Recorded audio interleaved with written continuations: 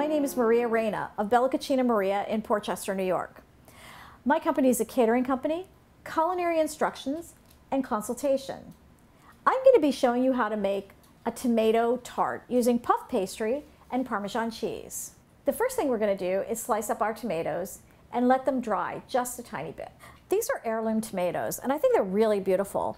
They have a dark brown center and a little green top on them, and they're going to look really, really pretty in this tart. So we want to slice them straight across, and you want to have about a 1/4 inch slice.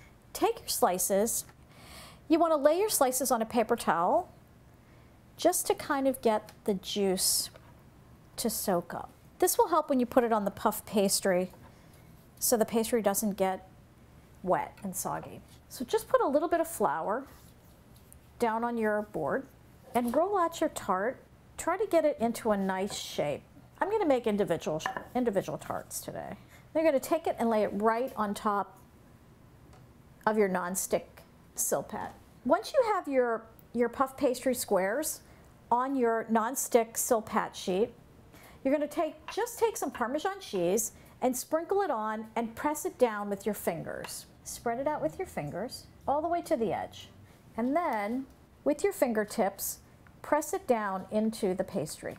So once you have the puff pastry set with your Parmesan cheese, you're going to put it back in the freezer and let it get nice and cold before you cook it. So I just pulled the puff pastry out of the freezer, and now I'm going to add the tomatoes right on top. Now I'm going to take the tomatoes and I'm going to put them on the puff pastry in a little bit of a design.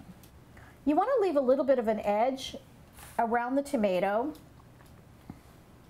so that when it puffs up, it'll puff up around the tomatoes. Once you have the tomatoes on the puff pastry, just add a little bit more cheese on top.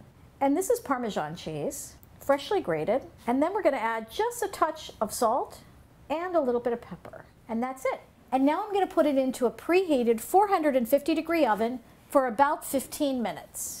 So here's our finished puff pastry tart.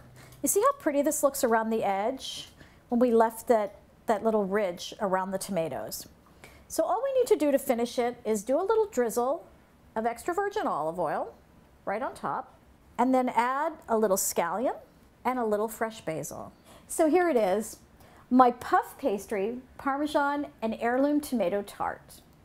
My name is Reina from Bella Cucina Maria. Great food is personal.